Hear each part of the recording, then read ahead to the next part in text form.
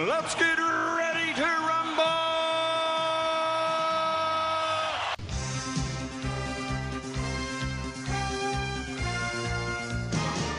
Hello, and welcome to Netflix versus Cinema, the podcast that this week has gotten some news of some sad delayed gratification, which is that last week, if you listened to us last week, you would have heard us rejoicing about the fact that the stars had aligned.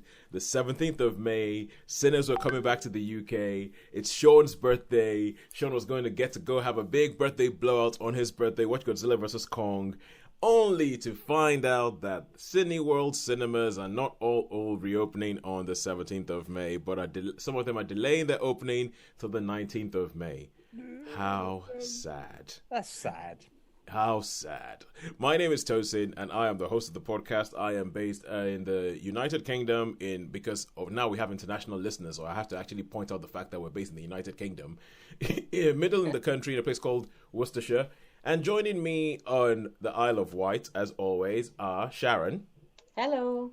And Shaun. Hiya. Hello. Yes, the Shaun we just spoke about. So Shaun, I mean... Shaun, you look like a ghost. I do. I was just trying to wonder. I don't think there's a lot I can do about it, is there, really? I wouldn't have thought. I just have to... I'm like, yeah, disappearing. Okay, we're on a Zoom call. Like that silly film. I'm that Invisible Man. Okay, yes. So obviously from the title Netflix versus Cinema, we are a film podcast, and one of the big things over this lockdown period, because I think it was one of the last films we saw before cinemas had their first break away from being open, was The Invisible Man, which Shaun and I, if you go and listen to previous episodes, you can hear Shaun and I discussing the merits and not so merits of The Invisible Man. Clue, one of us is a lot more forgiving than the other one is. But Shaun, how do you feel? You have to wait 2 days after your birthday. I do. But as I say, it was I've obviously been looking at what's on, and so I'm still really, really excited, and I shall be going Wednesday. I don't know if Sharon wants to join me, but I shall go Wednesday, and the Monday. So on the Monday, I'm like, we'll go out for a meal, I think, and then if anybody wants to come back, we'll watch a movie in the garden if the weather's good. So, yeah. So for anybody who doesn't realize what the Isle of Wight is, the Isle of Wight is an island off the south coast of England. So that's where Shaun and Sharon shall be. I shall be away, but that's next week. You can come if you want, Toes, but I don't think you won't be. You would be allowed to, but. Because it's a 17th. Yeah, I think at that time I would be allowed to. We're allowed to go and visit people. You're more than welcome if you want to come. Oh, Drad, it just struck me. This time next week, you guys would have been in the cinema, and you would have watched something in the cinema this time next week. Yeah. Could be Kong versus God or Godzilla versus Kong. Oh, good Lord. I don't know why, but we've been talking about the 17th of May. It just didn't occur to me it's next week. It's next week. All right, cool. So anyway, we're going to fire on with this week. And what we usually do on this show, well, when cinemas are back, so from next week onwards, it might take us a couple of weeks to get up to speed. But we would usually go and watch a couple of things in the cinema. Usually three films in the cinema. And we will watch a couple of things at home. And we will weigh them both up. We will say, out of 5, this is what we saw in the cinema. Out of 5, this is what we saw at home. We'll weigh them both up, and at the end of the episode, we'll tell you, ding, ding, ding, who won this week. Was it Netflix or was it cinema? Now, obviously, cinema is not back, not yet. It's delayed by a bit longer than we hoped for, but it's coming back. So what we're doing at the moment is just talking about the things that we have seen at home. The things we have seen at home. Some of us might have watched a lot more than just one thing, so we will bring forward we will sift through the things that we have watched and say, this is the one I want to bring forward. So this week, what are we bringing forward? Sharon, fire away. What are you bringing forward? I'll bring forward us to review Stowaway on Netflix. Stowaway. So that's one of the Netflix original movies. Stowaway. Yes. Shaun, if you can choose, what out of all the things you've seen, what are you bringing forward this week? Well, what I'd really love to do, I mean, the recent films I've seen is Son of the South. That's probably the most recent film, but I have rewatched some stuff, and there's a film which is Once Upon a Time on the West, and it's from 1968, so it's like years old. But I started to watch it, and I had no intention I was going to do other things, and I ended up just like totally watching it. So I could probably, I'd like to bring that one to the Okay. To the fore. Yep. All right. I think it's. Well, with the pandemic, God knows, we'll allow it. Okay. We'll allow it. All right. I mean, I can mention the other one I can mention sort of the other one if you want to as well, because. Okay, I'll tell you what. Because Once Upon a Time in the West, I think we have all seen that. Sharon, have you seen it? I don't think I have. Oh my goodness me, Sharon! I'm just trying I'm to think. shocked. I'm shocked. Totally, Yeah. totally shocked. Really shocked. I mean, that's like knocked me for six that you haven't seen Once Upon a Time in the West. Okay, so Honestly, carry on, I'm Sharon. trying to think. I don't think I have seen it. Okay, so just a little bit of background in our filmic tastes. So Shaun is big into his westerns, as is Sharon. So I guess that's where the shock comes from. The fact that Once Upon a Time in the West, a film that before I saw it, even I heard about this one being spoken about as one of the seminal classics of the western genre. It is kind of like, oh wow, you haven't seen that one. But anyway, so I'll tell you what. Let's do that. We'll give ourselves 7 minutes per film. So 7 minutes per film that we want to actually talk about. And Shaun, we will kick off with Once Upon a Time in the West. So let's go Once Upon a Time in the West. Then we'll go to Sharon Stowaway, and we'll finish off with me with Invincible Season 1 on Amazon Prime. So Shaun, your time. Okay. Your time starts now. 7 minutes. Go. Once Upon a Time in the West. So this film is such an immersive film. It's a Western. It's basically in the time to do with the railway station, the expansion of the railway station from the Atlantic to the Pacific. So, and this person's bought some land, which because he basically knows the rail. I could tell you the story because it doesn't really matter. So he's bought some land, which he knows. He bought it years ago, which he knows that the railroad are going to have to buy. So of course he's going to build himself a town. Yeah. And he's married this wife from New Orleans. He's this woman from Claudia Cardinal turns up. Yep. Basically, when she turns up, he's been killed. And the family's been killed. So she sort of has got this place. She's got all the stuff. She looks through everything to see what it is. And there's some other themes in it. There's like Charles Bronson is out for revenge. You've got Henry Fonda, who it's a real shock. Blue eyes. Yeah, because he's like been totally good in everything. Even as Frank James in Frank and Return of Frank James, he was still good. So all the films he's ever been in, really, Henry Fonda's been the good guy. But the things that happen in this, that he does in this, it's just like it's totally out of character of everybody. So, and I think that was what was going to be, is people were going to say, "Oh my God," when they would have seen it in that time, they'd say, "That's Henry Fonda. He's doing some nefarious, nasty things," totally out of character. So, so it's basically a revenge Western. It's got all the Western tropes that make Westerns really, really good. And also, as I say, I couldn't help it. I got totally immersed in it. And they obviously, what leitmotif is, yeah?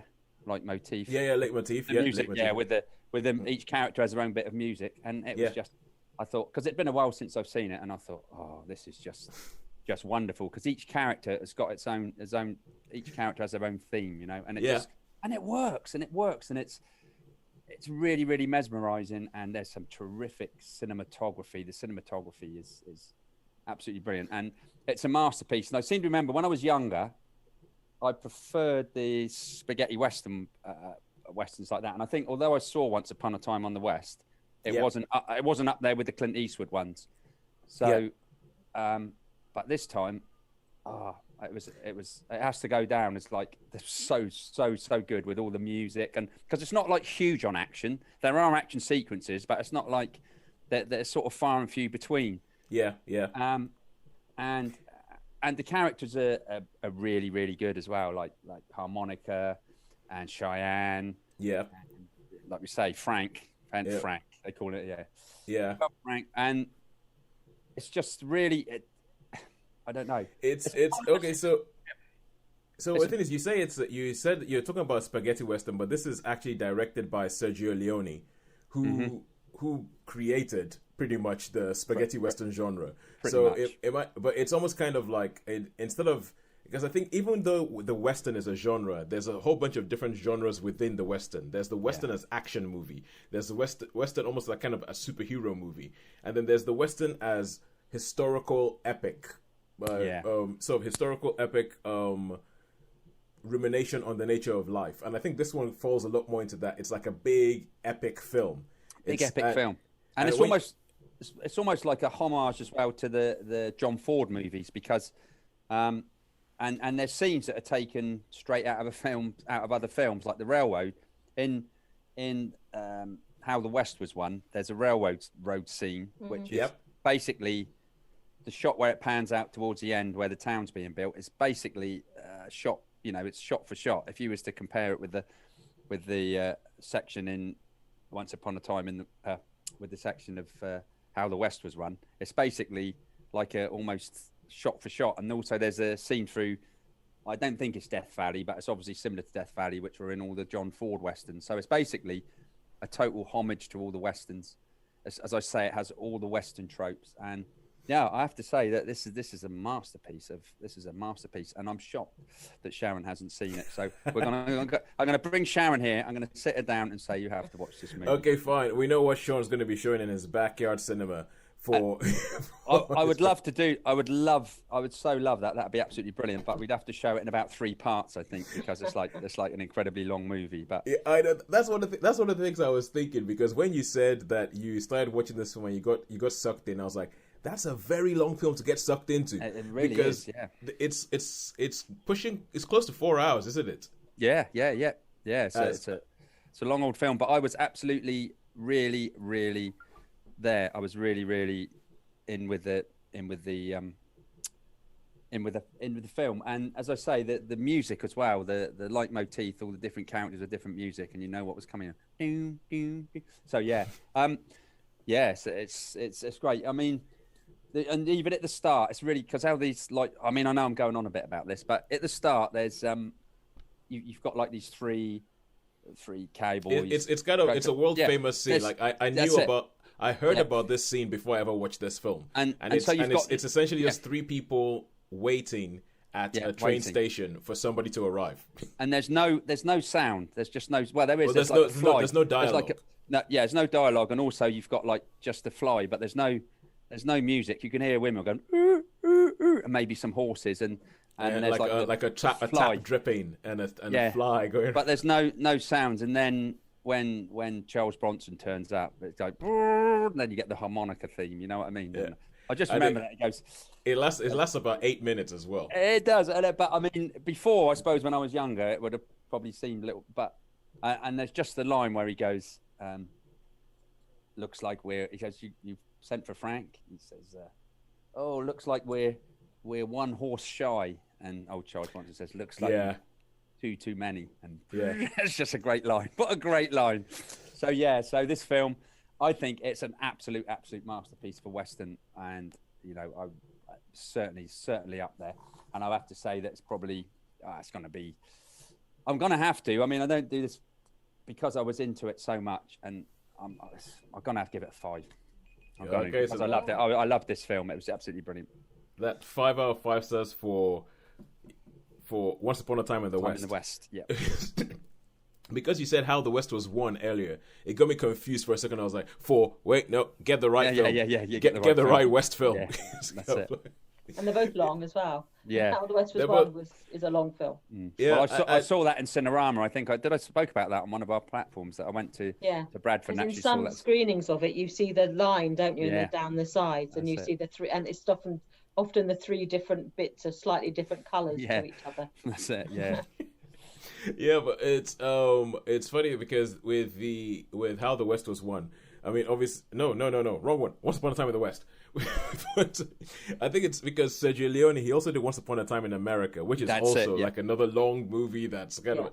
And it's funny because of how you were talking about, because I think at the beginning, the first scene, the 3 people waiting for someone to arrive are played by old stars of the Western genre. like Jackie Lamb. Yeah. Woody Strode. Yeah. Woody Strode. And I don't know, the other ones, he has turned up in a lot of spaghetti westerns, but I'm not sure. I think he must be an Italian actor because I've seen him in other films, but I wouldn't know his name. Yeah, and to get a bit sort of like, film buffy, I mean, that's what this whole podcast is about, is because the film itself, How the West Was Won, I mean, Once Upon a Time in the West. The film itself, it's almost kind of like a meditation on the death of the Old West, because you had the train coming through, which meant that things were becoming a bit more regimented. Yeah. But also the death of the Western as the dominant film genre, because this was made, was it 69? 68. 68. Yeah, 68, towards the end of the sort of Western domination of cinema. Yeah. And it's so I think that there's all this stuff that I think Sergio Leone manages to capture in this film, which is quite good. And it's funny because one of the things I was going to say when you mentioned this thing about Henry Fonda is, before I watched this film, all I read about was people talking about, oh my God, it's such a shock, Henry Fonda playing the bad guy. and it's one of those things that I think gets lost in history, because at the time when it was released, it must have been an absolute shock. Because, as you said, Henry Fonda was always the good guy. That was his typecast. That was his. And then for the way he breaks out of it in this. But I was watching the film going, what's the big deal? Yeah, he wears a black hat. Yeah. He's a bad guy. And it's one of those things that gets lost, that I think when you come to it later on in life, without living through it, you'll never be able to reclaim it. You'll never be able to reclaim the shock of, oh my God. Oh my God, he's a bad guy. You'll never be able to reclaim the shock of, oh, it went from black and white to color. You'll never be. It's one of those cinema things that I love it when people play like that. You'll never be able to reclaim that. But anyway, thank you very much, Shaun, kicking us off with Once Upon a Time in the West. Yeah, I got it right. Yeah, you did get it right. Yeah. Once Upon a Time in the West, not How the West Was Won, which I should actually watch one of these days. No. That's one I have seen. I wouldn't. You wouldn't watch How the West Was Won? I wouldn't. No. I mean, it's okay if to see it in its original format but the film itself. No offense to it, but the film itself is not exactly. Well, it's almost like 5 films that are stitched together. That are loosely linked together because of this one family. If you view it as certain films within the film are better than others. Yeah. Because they're all directed by a different director and they have a different cast. Every now and then, one of the cast members from the previous story will carry over into the next one, but it is like 5 separate. It is, yeah. But I mean, what did you think on it? I mean, it's all right, but it's just a bit. So Shaun, in that case, if I gave you How the West Was Won or Paint Your Wagon, which one would you watch? Oh, jeez. Can I get back to you on that? Okay, for those of you who don't understand, look up Paint Your Wagon. You know how we're talking about the fact that it's lost on you how Henry Fonda shows up in the film as a bad guy and everyone's like, oh! But I think Paint Your Wagon probably had a similar effect when Clint Eastwood and Lee Marvin, the two hard men of cinema, show up in the film, and the people watch the film are like, what the heck am I singing? There's actually an episode of The Simpsons in which they make fun of that. They make fun of the fact that Homer goes to a video store and rents a film, goes, it's like Clint Eastwood, Lee Marvin, he's always annoyed at something, this is going to be great. And then someone does not expect the film that he ends up with. So yeah, look up Paint Your Wagon. Right, let's move on to our second film. And Sharon, this is you, and you saw Stowaway on Netflix. So take it away, tell us what that is with your 7 minutes starting now.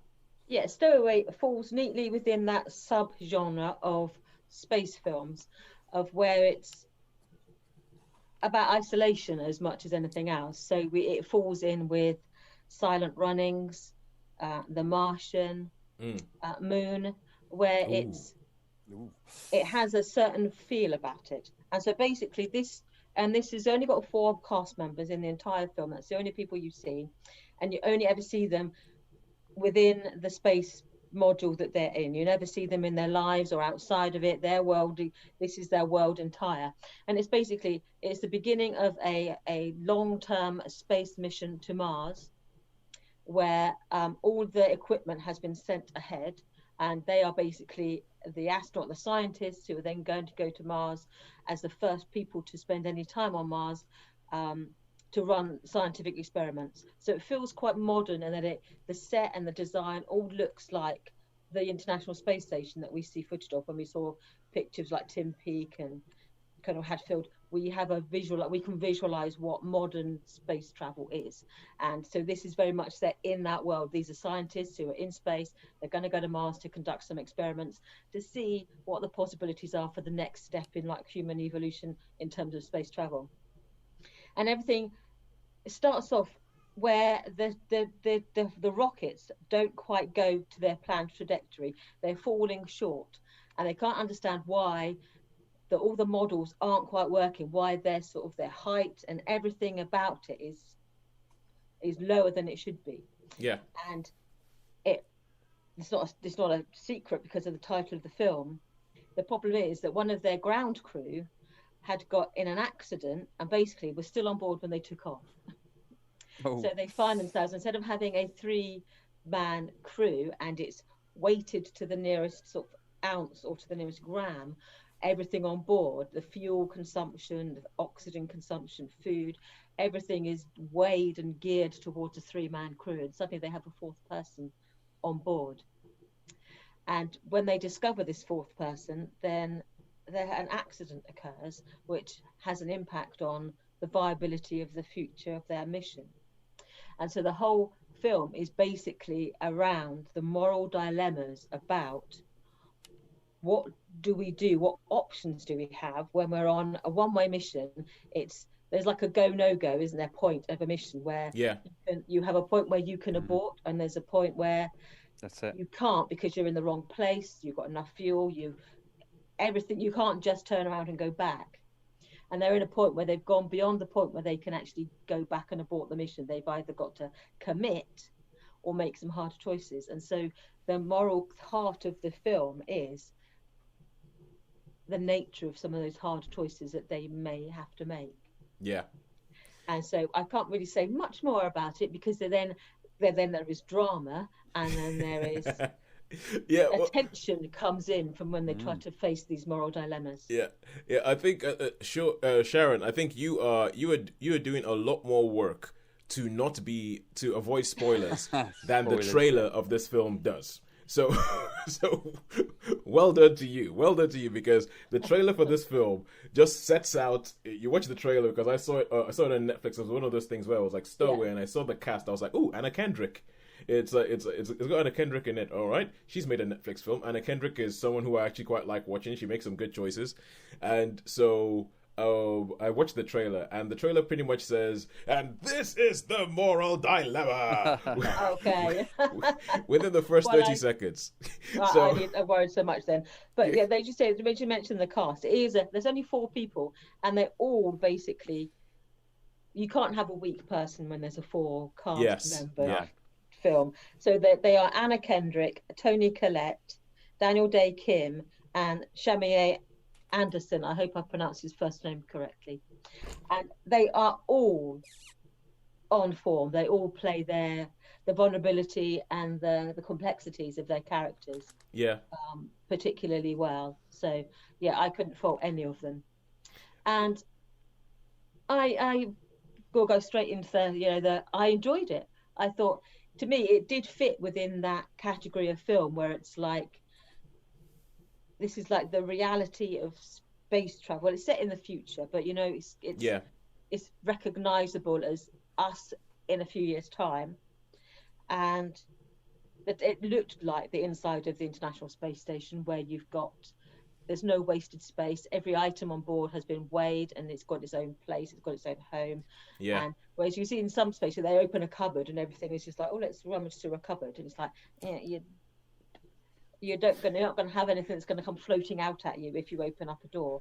It's all going to be in its place and secured. So I liked that feel of it. It just, to me, it felt the realism of it. Right. Yeah. And how they, when we have like the Apollo 13, when they have like moral dilemmas in space, and it's, you almost know, even though I didn't know the history of Apollo 13 before I saw the film, you almost know that they're going to find a way. It's going to be fine. We do it. This is feel good Hollywood. It's going to be danger, but not yeah, we're not really going to be that worried that you're all going to blow up and die. It's like they spent enough money on this film to get these actors in it. They're not going to kill them. I'm going to kill them all anyway.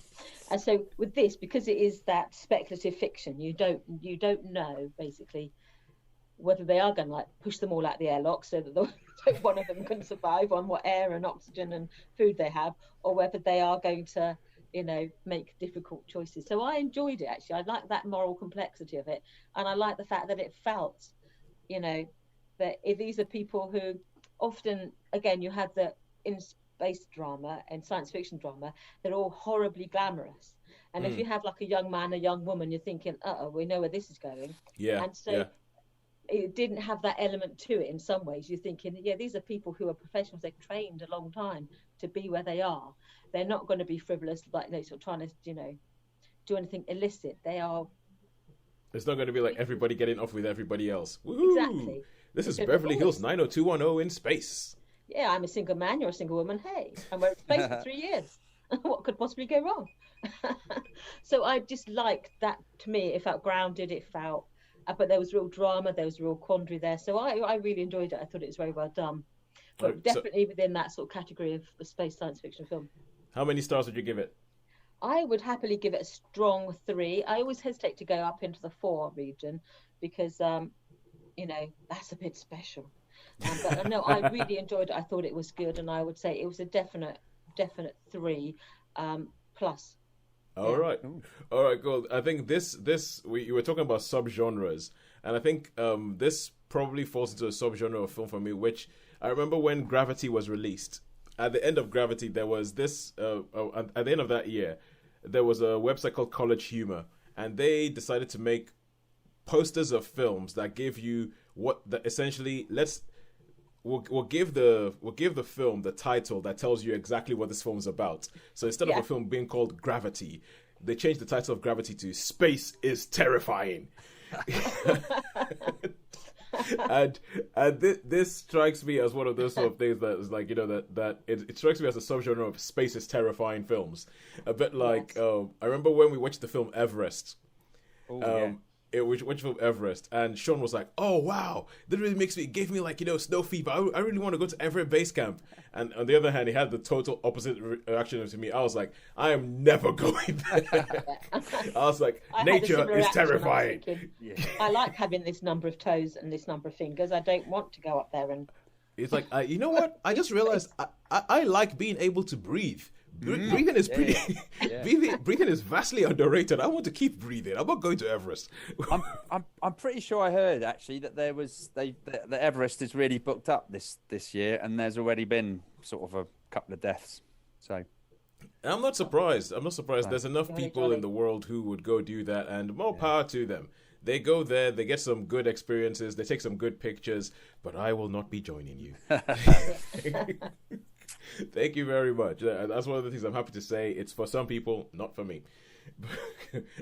Right. There's just some places that, if God meant us to be on Everest, he would have made the air there breathable. But yes, it would not be that hostile. But all right, okay, let's get on to the third thing we're going to talk about this week. So the third thing is Invincible Season 1. Now, Invincible is based on a comic book that is written by the same person, Robert Kirkman, who made, if you hear that name, Robert Kirkman, can you think of what other thing he made that got into a long-running TV series? Walking Dead? Yes, he made The Walking Dead. So Robert Kirkman's two big things are The Walking Dead and this comic called Invincible. And Invincible is one of these things where I think we're getting a lot of it now, because I think we're hitting some sort of superhero saturation point where superheroes is no longer a genre. I mean, that genre is a word that's coming up a lot. It's coming up a lot. Using that word, yeah. But like, for instance, you know how people used to think, oh, superhero film was a genre, but now, especially with what Marvel have done, you realize that no, that there's many different genres. You can have a superhero comedy, you can have a superhero action movie, you can have a superhero whatever. And it has gone to the point where people have started coming on, writing things that are almost kind of commentaries on superheroes, like The Boys. The Boys, yeah. The Boys is written as a comic. And I think Amazon, we're talking about how Amazon are trying to carve a niche for themselves with time loop romantic comedies. And I think they're also doing something when it comes to superheroes. They want to go for the alternative superhero that is a little bit more realistic or a little bit more irreverent about its subject matter. So Invincible is one of these, and you start off with this guy, Mark Grayson, and he is like, your stereotypical teenager in school. Think Spider-Man. Stereotypical teenager in school, and he lives in a world where there's superheroes, and then one day he's working at this burger mart, is what he calls, so essentially like a Burger King or something like that, like a dead-end job. And he's taking the trash out, and he takes this bag and he tries to throw it into the bin. When he throws it, it just goes way up into the sky and goes out of distance. And he looks up and he just goes, "It's about time."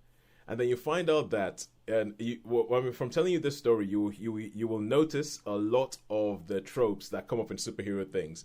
It turns out that his dad is Earth's greatest superhero, a guy called Omni-Man, who isn't actually from Earth, was actually an alien who came from another planet, arrived on Earth one day and is like Earth's greatest guardian. You have the superhero team called Guardians of the Globe, and all that goes. And it turns out that at one point they've been waiting for Mark's powers to develop, and his dad sits him down and tells him, like, you're actually from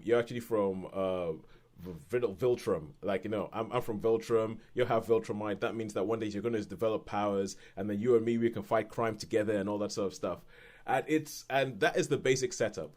And this is one of those funny shows where if I speak about what happens in episode 1, I can speak about some stuff that happens in episode 8 that's less spoilerific than what happens in episode 1. So episode 1, a big thing happens that throws everything about this world on its head, where you're like, okay, what exactly is this? What is this a superhero origin story? What is going on here? And it sort of takes, and it's one of these things that asks it's not as bad as The Boys, where The Boys essentially goes, look, let's be honest. If people had superpowers, they would be super idiots. They would be super, if you pardon the word, dicks. They just would. It's not like it's not as bad as that. But this is almost kind of like, if somebody comes from another planet and becomes Earth's greatest superheroes, what does that mean? What ways could this thing go? And it is a show. The fact that the title card of Invincible, every single episode, when they show you the title card Invincible, it increasingly gets covered in blood. Until the final episode, where it's just pretty much a screen of red. This is animated, by the way. It's animated, so it looks exactly like the comedy. It looks exactly like the comic, but it tells you a little bit about. This is a show that doesn't shy away from the realities of what having superheroes would be like. Like, there are bits where it is, the wanton destructions that happens when you have like a superhero fight. This is a show that shows you this is what that means. When you have a big, massive superhero fight, this is the death toll. When this happens, this is what goes on. And I think it ends up being sort of like a commentary or almost a little bit of a satire on superheroes, but being a very good superhero itself. I think when the comic was actually released, it was called the greatest superhero. They call themselves the greatest superhero comic of all time. But it's something that I think Shaun, I think you would like it. I think it sounds like that's up my street. Actually, I'm quite intrigued by it now. No, I think you really like it. And as I said, there's bits about it that I don't feel. If I say it, it's going to be essentially the episode 1 ends with it's one of those episodes that ends with a what the hell is going on, and thus makes you want to keep watching because makes you go, hang on a second. And what is there 8 episodes? Is there? There's 8 episodes. And how long are they? They're about 45 minutes. About 45 minutes. They're about 45 minutes, and the voice cast is amazing. The voice cast is top notch. You have J.K. Simmons. J.K. Simmons plays Omni-Man. You have Sandra Oh, who plays Debbie, his wife. You have Stephen Yeun from The Walking Dead, who plays the lead character Mark Grayson, Invincible. And you have there's this whole thing. There's the Guardians of the Globe. The whole superhero team, like essentially they're the Justice League, they're the Avengers of this world. every single one of them is voiced by somebody who has been in The Walking Dead. Oh wow. Cool. It's funny because so you have this also all these sort of like almost sort of in jokes that you have with the Robert Kirkman thing, but I think that the script is really really good. I think that the performances are top notch. I think the animation is great, and I think the way it approaches some of these things, the way it approaches things like for instance, one of the big things for me was the death toll from a superhero fight. It doesn't shy away from it. It doesn't try and be like, oh yeah, they destroyed a whole city block, but everything was fine. It doesn't. They all managed to get out in time. Yeah, it's like, oh, that building was falling down, but don't worry, we got the superhero here, and the superhero managed to save everybody in the building. Spoiler alert, he doesn't. So, he doesn't. He very graphically doesn't. So, I think I would give the first season of Invincible a 4 out of 5. I really quite enjoyed it. Good. It's been a good crop this week. It has been a good crop this week.